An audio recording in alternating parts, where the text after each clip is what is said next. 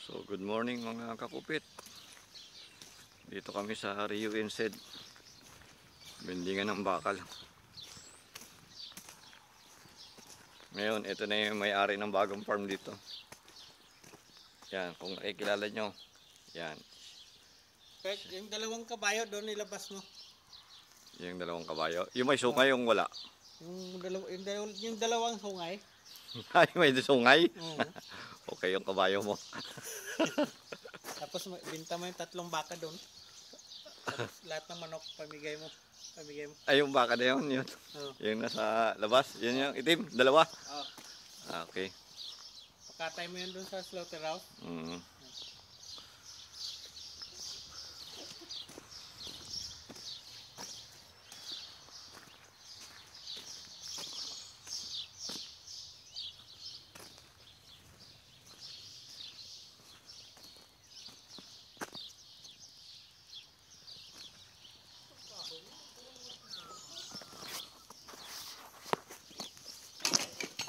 Ganun talaga.